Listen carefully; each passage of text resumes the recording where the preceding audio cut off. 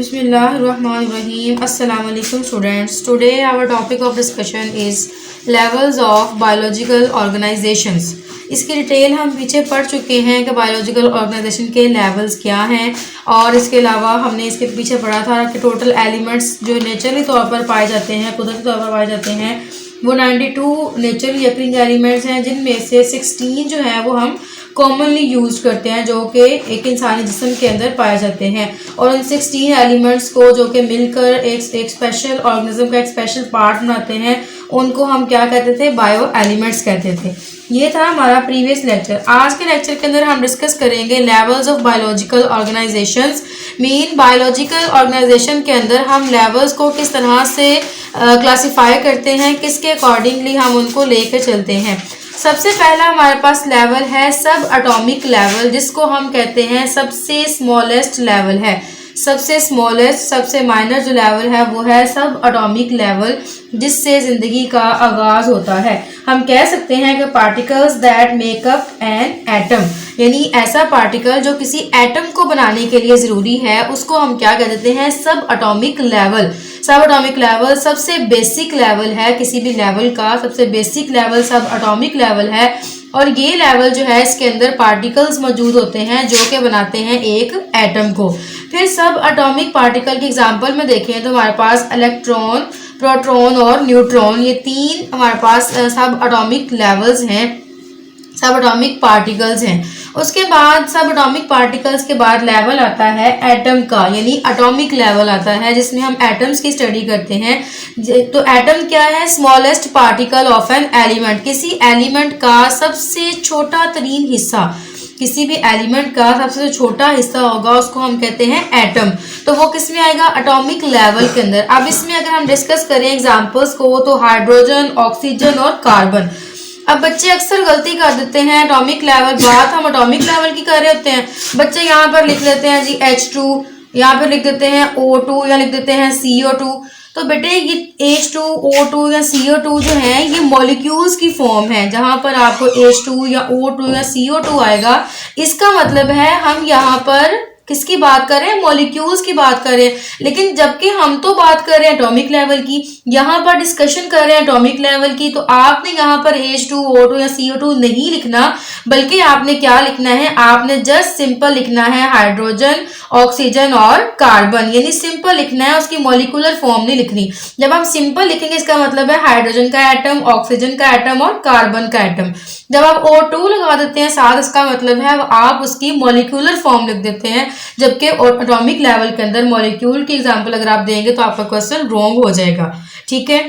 उसके बाद next atomic level के बाद लेवल आता है मॉलिक्यूलर लेवल, जिसके अंदर हम क्लासिफाई करते हैं मॉलिक्यूल्स को दो मेजर टाइप्स के अंदर। पहली टाइप है हमारे पास micromolecule and other one is the macromolecules. ये तो बहुत ही कॉमन, आप पहले भी पढ़ चुके हैं, 10th क्लास में भी आपने इसको पढ़ा है, 9th में, 10th में। माइक्रो मीन स्मॉल और मैक्रो मीन लार्ज, यानी माइक्रो मॉलिक्यूल्स के अंदर ऐसे मॉलिक्यूल्स जिनका मॉलिक्यूलर वेट कम होता है, उनको हम कहते हैं माइक्रो मॉलिक्यूल्स। ठीक है। और उसके अंदर एग्जांपल्स आती हैं हमारे पास H2O, O और CO2। देखिए अब यहाँ पर हमने लिखा है H2O, यानी यहाँ पर क्योंकि मॉलिक्यूल की बात कर रहे हैं, हम मॉलिक्यूलर लेवल की बात कर रहे हैं, तो यहाँ पर हम एग्जाम्पल दे सकते हैं H2O और O2 की या कार्बन डाइऑक्साइड की। जबकि एटॉमिक लेवल के अंदर हम ये एग्जाम्पल नहीं दे सकते, क्योंकि वो एटॉमिक लेवल है, उसमें जस्ट हमने एटम्स की बात करनी है। तो मॉलिक्यूलर लेवल के अंदर हम बात करते हैं H2O, ऑक्सीजन, कार्बन डाइऑक्साइड और ग्लूकोज वगैरह की। ये जो सारे मॉलिक्यूल्स हैं, ये क्या है? ये माइक्रो मॉलिक्यूल्स हैं, वो मॉलिक्यूल्स जिनका मॉलिक्यूलर वेट कम होता है। उसके बाद हमारे पास आता है मैक्रो मॉलिक्यूल्स, यानी ऐसे मॉलिक्यूल्स जिनका मॉलिक्यूलर वेट ज्यादा होता है, मॉलिक्यूलर वेट हाई होता है। उसमें हमारे पास एग्जांपल आती है DNA, RNA, लिपिड्स और प्रोटीन्स। अब DNA, RNA, लिपिड्स और प्रोटीन क्या है? ये मैक्रो मॉलिक्यूल्स हैं, इनका मॉलिक्यूलर वेट जो है वो ज्यादा होता है। तो हम कह सकते हैं जो मॉलिक्यूलर लेवल है वो एक कम्बिनेशन ऑफ एटम्स है, यानी एटम्स की कम्बिनेशन से क्या बनता है? एक molecular level, combination of atoms. उसके बाद हमारे पास नेक्स्ट जो आती है, नेक्स्ट हमारे पास ऑर्गेनेली लेवल आता है। इससे पहले, इस सारी डिस्कशन से पहले मैं आपको एक चीज क्लियर कर दूं कि यहाँ तक जो हमने पढ़ा, सब एटॉमिक लेवल पढ़ा, एटॉमिक लेवल पढ़ा और मॉलिक्यूलर लेवल पढ़ा। मॉलिक्यूलर लेवल तक जो हमने डिस्कशन की, 3 लेवल्स की, 3 मेजर ऑर्गेनाइजेशंस की, यहाँ तक का जो एक ऑर्गेनाइजेशन है, इसको हम कंसीडर करते हैं, इन तीनों ऑर्गेनाइजेशन को हम कंसीडर करते हैं, ये थी नॉन लिविंग। ठीक है, ये नॉन लिविंग की बात हो रही है, अभी इनके अंदर जिंदगी रूह पजीर नहीं हुई।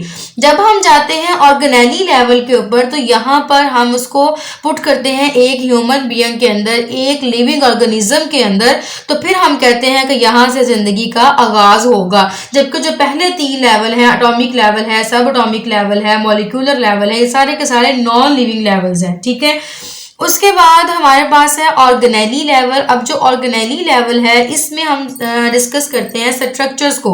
Structure within a cell that perform specific function, ऐसा स्ट्रक्चर जो कि एक सेल के अंदर पाया जाता है, एक सेल के अंदर है और वह खास फंक्शन परफॉर्म कर रहा है, तो उसको हम क्या कहेंगे, ऑर्गेनेली लेवल।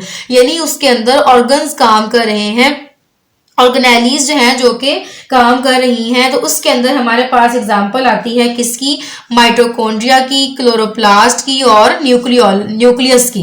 अब आपको पता है माइटोकॉन्ड्रिया क्या है, powerhouse of the cell, यानी इससे हमें क्या मिलती है, एटीपी मिलती है, हमें इससे एनर्जी मिलती है। तो हम कह सकते हैं mitochondria is the powerhouse of the cell. उसके बाद अगर क्लोरोप्लास्ट की बात करें और अगर हम प्लांट बॉडी की बात कर रहे हो, तो क्लोरोप्लास्ट क्या करता है, क्लोरोप्लास्ट फोटोसिंथेसिस में हेल्प करता है, पौधे की खुराक बनाने में उसकी हेल्प करता है क्लोरोप्लास्ट। उसके बाद न्यूक्लियस की बात करें तो न्यूक्लियस आपको पता है हर सेल के अंदर न्यूक्लियस है, जिसको हम ब्रेन ऑफ सेल कहते हैं। यानी हम कह सकते हैं जो न्यूक्लियस है वो क्या है, ब्रेन ऑफ सेल, यानी किसी भी सेल का ये ब्रेन है, उसका मेन पार्ट है न्यूक्लियस। उसके बाद ऑर्गेनेली लेवल के बाद हमारे पास लेवल आता है सेल लेवल। जब हम सेल की बात करते हैं तो हम क्या कहते हैं, यूनिट ऑफ लाइफ, यानी जिंदगी की इकाई। सेल क्या है, जिंदगी की बुनियादी इकाई है। किसी भी ऑर्गेनिज्म के अंदर, किसी भी ऑर्गन लेवल पे अगर हम बात करें, किसी ह्यूमन के अंदर, किसी भी लिविंग थिंग के अंदर, तो हम कह सकते हैं सेल लेवल क्या है, एक यूनिट ऑफ लाइफ, यानी ऑर्गेनेली लेवल है। इसकी बात करें तो इसके अंदर एग्जांपल आती है हमारे पास नर्व सेल की। अब नर्व सेल की डायग्राम कुछ इस तरह से होती है, हमारे पास एक्सॉन, डेंड्राइट, सेल बॉडी और सेंटर के अंदर उसके क्या होता है, न्यूक्लियस होता है। तो इस तरह से नर्व सेल जो है ये एग्जांपल है हमारे पास किसकी, सेल लेवल की एग्जांपल है। एक सबसे इम्पोर्टेंट बात जो यहाँ पर हम डिस्कस करना चाहूंगी मैं, सबसे अहम बात कि यहाँ पर अगर हम बात कर रहे हैं यूनिसेलुलर लेवल की, तो यूनिसेलुलर लेवल सेल लेवल पर आकर स्टॉप हो जाएगा, इससे आगे वो नहीं जाएगा। क्यों नहीं जाएगा, क्योंकि यूनिसेलुलर का मतलब है, यूनि का मतलब होता है वन, ओनली वन। तो सेल लेवल के बाद जो लेवल आता है वो है टिश्यू लेवल। तो टिश्यू लेवल का मतलब है कि इसके अंदर एक से ज्यादा सेल मिलकर क्या बनाएंगे, टिश्यूज बनाएंगे। एक से ज्यादा सेल मिलेंगे तो क्या बनाएंगे, टिश्यू बनाएंगे। तो इसलिए हम कहते हैं जो यूनिसेलुलर ऑर्गेनिज्म है stop level of organisation because tissue level made more than one cell. क्योंकि टिश्यू लेवल तो तभी बनेगा ना जब एक से ज्यादा सेल्स होंगे, सेल से सेल्स मिलेंगे तो टिश्यू बनेगा। तो टिश्यू लेवल के लिए बनने के लिए क्या चाहिए, ऑर्गेनिज्म का मल्टी सेलुलर होना जरूरी है। इसलिए हम कहते हैं कि यूनिसेलुलर ऑर्गेनाइजेशन है वो यहीं तक स्टॉप हो जाती है, सेल लेवल तक, इससे आगे मूव नहीं करती। ये थी सबसे इंपॉर्टेंट बात यहाँ तक की। उसके बाद सेल लेवल के बाद नेक्स्ट लेवल आता है, फिर आगे cells combine to form tissues, यानी similar cells combine to perform a specific function. जो एक जैसे सेल होते हैं बॉडी के अंदर वो कंबाइन करते हैं और परफॉर्म करते हैं एक स्पेसिफिक फंक्शन। अगर वो टिश्यूज बना रहे हैं तो टिश्यूज का काम क्या होता है, उन्होंने जो भी काम करना है सेल्स ने मिलकर करना है, इसलिए तमाम सेल्स मिलकर एक टिश्यू बनाते हैं और टिश्यू जो है वो तमाम एक जैसे टिश्यूज मिलकर एक स्पेसिफिक फंक्शन परफॉर्म करते हैं। जैसे हमारी बॉडी के अंदर हर ऑर्गन अपना एक स्पेसिफिक काम करता है, ऐसे ही टिश्यू लेवल के अगर हम बात करें तो टिश्यू लेवल के अंदर भी तमाम जो सेल्स होते हैं वो मिलकर क्या करते हैं, एक स्पेसिफिक फंक्शन परफॉर्म करते हैं, जिसको हम कहते हैं टिश्यू लेवल, यानी टिश्यूज कहते हैं। तो टिश्यू लेवल के अंदर हम कहते हैं group of similar sales that perform a specific function. और इसके एग्जांपल की अगर हम बात करें तो नर्वस टिश्यू, देखें नर्वस टिश्यू 1 2 इस तरह से फर्दर और भी कितने सारे टिश्यूज हो सकते हैं। सारे टिश्यूज आपस में मिलकर आपस में इनका लिंक्ड होता है और भी बहुत सारे टिश्यूज होते हैं जो कि मिलकर क्या करते हैं, फंक्शन परफॉर्म करते हैं। और आपको पता है पूरी बॉडी के अंदर थ्रू आउट हमारी पूरी बॉडी के अंदर नर्व्स जो है वो फैली होती हैं, जिसके जरिए से जो है वो पैगाम ब्रेन तक जाते हैं और हमारी बॉडी जो है वो रिस्पॉन्स करती है किसी भी एक्शन के नतीजे में। तो वो सारा काम किसके थ्रू हो रहा होता है, टिश्यू लेवल के थ्रू, यानी नर्वस टिश्यूज के थ्रू। उसके बाद अगला लेवल है टिश्यू लेवल के बाद नेक्स्ट लेवल है ऑर्गन लेवल। टिश्यू लेवल के बाद अगर हम ऑर्गन लेवल की बात करें तो अब यहाँ पर हम प्रॉपर बात करेंगे एक ऑर्गन की, यानी हम कह सकते हैं a structure normally composed of several tissue types that form a functional unit, यानी डिफरेंट टिश्यूज मिलते हैं और क्या बनाते हैं, एक ऑर्गन बनाते हैं। Different tissues assemble together and form organ, मुख्तलिफ टिश्यूज मिलेंगे और मिलकर क्या बनाएंगे, एक ऑर्गन बनाएंगे। जैसे अब सेल्स मिलकर टिश्यूज बनाए थे, अब टिश्यूज मिलकर क्या बनाएंगे, ऑर्गन बनाएंगे। और इसकी एग्जांपल आपके पास ब्रेन की है, ब्रेन के सेल्स जो हैं वो मिलते हैं, टिश्यूज मिलते हैं और मिलकर क्या बना देते हैं, एक प्रॉपर ऑर्गन बना देते हैं, ऑर्गन लेवल बना देते हैं। इसी तरह से ऑर्गन लेवल के बाद नेक्स्ट लेवल आता है ऑर्गन सिस्टम लेवल, यानी ऑर्गन सिस्टम के अंदर हम क्या कहते हैं, हम कहते हैं दो या दो से ज्यादा ऑर्गन्स मिलकर काम करते हैं इकट्ठे, ठीक है, और बॉडी के अंदर स्पेसिफिक फंक्शन परफॉर्म करते हैं, तो उसको हम कहते हैं ऑर्गन सिस्टम लेवल। सिस्टम का वर्ड कब यूज होता है, सिस्टम का वर्ड हम तब यूज करते हैं जब एक से ज्यादा ऑर्गन्स मिलकर काम कर रहे हो, एक से ज्यादा ऑर्गन आपस में कनेक्ट होते हैं, तो उस प्रोसेस को हम क्या कह देते हैं, एक सिस्टम कह देते हैं। लाइक अगर डाइजेस्टिव सिस्टम की बात करें या रेस्पिरेटरी सिस्टम की बात करें तो उसमें बहुत सारे ऑर्गन्स मिलकर एक प्रॉपर एक ट्रैक बनाते हैं, डाइजेस्टिव ट्रैक बनाते हैं, रेस्पिरेटरी ट्रैक बनाते हैं या लिम्फेटिक सिस्टम बनाते हैं, तो उसके अंदर एक से ज्यादा ऑर्गन इन्वॉल्व होते हैं, इसलिए हम उस वहां पर लफ्ज इस्तेमाल करते हैं सिस्टम का। तो यहाँ हम बात कर रहे हैं ऑर्गन सिस्टम लेवल की। तो ऑर्गन सिस्टम लेवल के अंदर डिफरेंट ऑर्गन जो है वो मिलते हैं और मिलकर क्या करते हैं, स्पेसिफिक बॉडी फंक्शन परफॉर्म करते हैं। इसमें आपके पास एग्जांपल है नर्वस सिस्टम की। नर्वस सिस्टम के अंदर देखें पूरी बॉडी के अंदर जो है वो नर्व्स फैली हुई होती है और उन नर्व्स के जरिए से पूरी बॉडी में पैगामात की तरसील हो रही होती है। तो हम कह सकते हैं कि ऑर्गन सिस्टम लेवल के अंदर प्रॉपर फंक्शनिंग जो है वो होती है नर्वस सिस्टम के जरिए से। उसके बाद नेक्स्ट हमारे पास ऑर्गन सिस्टम लेवल के बाद हमारे पास नेक्स्ट लेवल है मल्टी सेलुलर ऑर्गेनिजम्स का। तो हमारा नेक्स्ट जो है लेवल वो है multi cellular organism level. Multi cellular organism level के अंदर हम देखते हैं कि इसके अंदर तमाम ऑर्गेनिजम्स मिलकर क्या बनाते हैं, एक इंडिविजुअल बनाते हैं, ठीक है। तमाम ऑर्गन्स मिलकर क्या बनाते हैं, एक और इंडिविजुअल बनाते हैं। तो हम कह सकते हैं all organisms combine to form individual, ठीक है। मल्टी सेलुलर के अंदर तमाम इंडिविजुअल लिविंग थिंग्स जो हैं कंपोज्ड ऑफ मैनी सेल्स, बहुत से सेल्स से मिलकर क्या बनता है, एक ऑर्गेनिज्म बनता है, एक इंडिविजुअल बनता है। तो उसके बाद हमारे पास इसकी एग्जांपल अगर देखें तो प्रोंग हॉर्न एंटीलोप, यानी हरन, जिसको हरन कहते हैं उर्दू में, तो प्रोंग हॉर्न एंटीलोप हमारे पास मल्टी सेलुलर ऑर्गेनिज्म लेवल की एग्जांपल है। उसके बाद स्पीशी लेवल की बात करें तो स्पीशी लेवल के अंदर हम इससे अगर हम बात करें, जैसे हमने पीछे बात की स्पीशी की कि स्पीशी क्या है, स्पीशी के अंदर हम कह सकते हैं very similar potentially interbreeding organism, यानी ऐसे ऑर्गेनिज्म जो बहुत ज़्यादा सिमिलर हों, एक दूसरे से मिलते जुलते हों और वो पोटेंशियली इंटरब्रीड कर सके, यानी उनके अंदर इतनी सलाहियत हो कि वो अपनी नेक्स्ट ऑफस्प्रिंग पैदा कर सके, नेक्स्ट जनरेशन को पैदा कर सके, उसको हम कहते हैं कि ये स्पीशी लेवल है। उसके अंदर हम कहते हैं ये एक स्पीशी है। तो very similar potentially interbreeding organisms are called species. तो स्पीशी के अंदर एग्जांपल है हेयर ऑफ प्रोंगहॉर्न एंटीलोप, यानी जो हरन है उसकी एग्जांपल है यहाँ पर कि उनका एक रेवड़ होगा। स्पीशी के अंदर हरन का एक रेवड़ होगा। रेवड़ कहते हैं जहाँ बहुत ज़्यादा जानवर होते हैं एक जगह पर, एक बाड़ जिसे कहते हैं, एक बाड़ लगे तो उसके अंदर बहुत ज़्यादा जानवर होते हैं तो उसे हम कहते हैं एक रेवड़ होगा। तो स्पीशी लेवल के अंदर आपके पास हरन की एग्जांपल है और आप कह सकते हैं कि स्पीशी लेवल के अंदर सारे ऑर्गेनिज्म सिमिलर होने चाहिए और ऐसे होने चाहिए कि वो इंटरब्रीड कर सके आपस में और अपनी औलाद पैदा कर सकें। उसके बाद नेक्स्ट हमारे पास लेवल है पॉपुलेशन लेवल। पॉपुलेशन लेवल में की डेफिनेशन क्या हो सकती है? मेंबर्स ऑफ सेम स्पीशीज, यानी पॉपुलेशन के अंदर तमाम स्पीशीज के मेंबर यानी सेम स्पीशी के मेंबर होने चाहिए। वहाँ पर जो स्पीशी है वो सेम होनी चाहिए और सेम प्लेस और सेम टाइम। फॉर एग्जाम्पल आप ह्यूमन की एग्जांपल दे सकते हैं यहाँ पर, यानी इंसानों की आबादी, या फिर एक क्लास की एग्जांपल दे सकते हैं। क्लास के अंदर भी एक ही क्लास के स्टूडेंट है। अगर 7th क्लास की बात होगी तो हम कहेंगे 7th क्लास के स्टूडेंट, 9th 10th, इसी तरह से किसी भी एक क्लास को हम स्पेसिफाई कर देंगे तो वह एक पॉपुलेशन है। ठीक है, इस तरह से ह्यूमंस की एक पॉपुलेशन है, इंसान जो है वो एक पॉपुलेशन है। इसी तरह से जानवरों में से अगर किसी को स्पेसिफाई कर दें हम तो वो एक पॉपुलेशन है। तो पॉपुलेशन लेवल के अंदर सेम स्पीशी होनी चाहिए और सेम प्लेस और सेम टाइम, यानी एक ही वक्त में एक ही जगह में सेम हैबिटेट के अंदर सेम स्पीशीज़ का रहना क्या कहलाता है? एक पॉपुलेशन।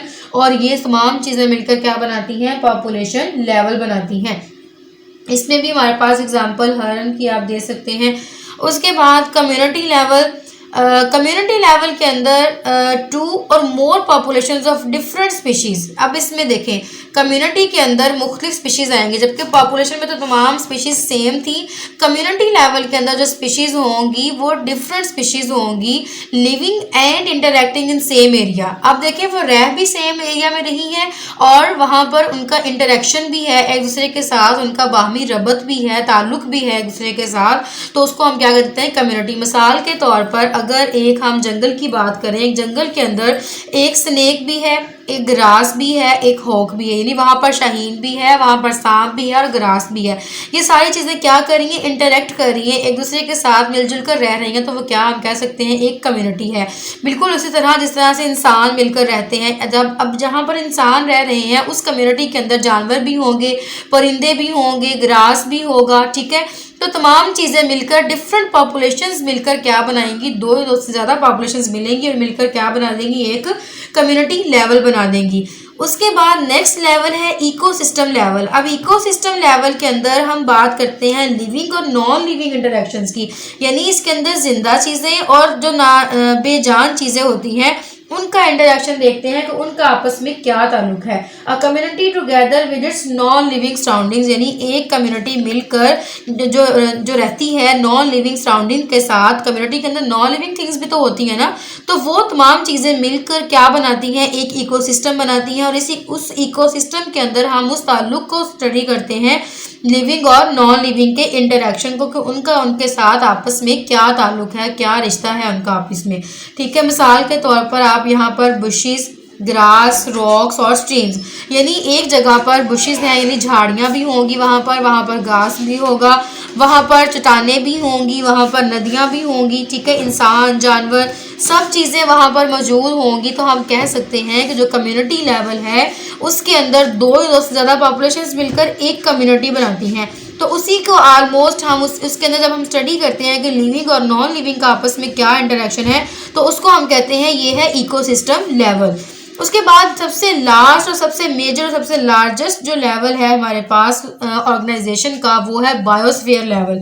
बायोस्फीयर लेवल के अंदर तमाम चीज़ों को स्टडी किया जाता है। Living includes both living and non living components, यानी हम कह सकते हैं कि बायोस्फीयर लेवल के अंदर तमाम जिंदा चीज़ें और तमाम बेजान चीज़ों का मुतालिया किया जाता है। तो उसको हम कहते हैं ये क्या है? ये बायोस्फीयर है। इसके अंदर हम तमाम इकोसिस्टम को इन्वॉल्व करते हैं, यानी पूरी अर्थ, पूरी दुनिया को जिसमें हम समा देते हैं उसको हम क्या कहते हैं? Biosphere level. इसके अंदर तमाम इकोसिस्टम जो हैं वो शामिल होते हैं इकोसिस्टम लेवल के अंदर। तो अपने आज के लेक्चर के अंदर हमने स्टडी किया लेवल्स ऑफ बायोलॉजिकल ऑर्गेनाइजेशंस को, जिसमें सबसे पहले हमने देखा सब एटॉमिक पार्टिकल जो कि सबसे स्मॉलेस्ट पार्टिकल है। उसके बाद हमने देखा सब एटॉमिक पार्टिकल मिलकर क्या बनाते हैं? एटम्स बनाते हैं। फिर एटम्स के मिलने से क्या बनते हैं? मॉलिक्यूल्स, मॉलिक्यूल्स के मिलने से ऑर्गेनेली, ऑर्गेनेली के मिलने से सेल्स, सेल्स के मिलने से टिश्यूज, टिश्यूज के मिलने से ऑर्गन, और फिर ऑर्गन मिलकर ऑर्गन सिस्टम बनाते हैं। फिर ऑर्गन सिस्टम के बाद मल्टी सेलुलर ऑर्गेनिज्म लेवल आता है। फिर उसके बाद स्पीशीज, स्पीशीज से मिलकर पॉपुलेशन, पॉपुलेशन के बाद कम्युनिटी, फिर इकोसिस्टम, और सबसे लास्ट और लार्जेस्ट लेवल है बायोस्फीयर लेवल। तो स्टूडेंट्स ये था हमारा आज का लेक्चर। उम्मीद करती हूँ आपको समझ आया होगा। अगर आपको हमारी वीडियो अच्छी लगी हो तो हमारी वीडियो को शेयर कीजिएगा, लाइक कीजिए और सब्सक्राइब कीजिए। Thank you so much students. Allah हाफ़िज़।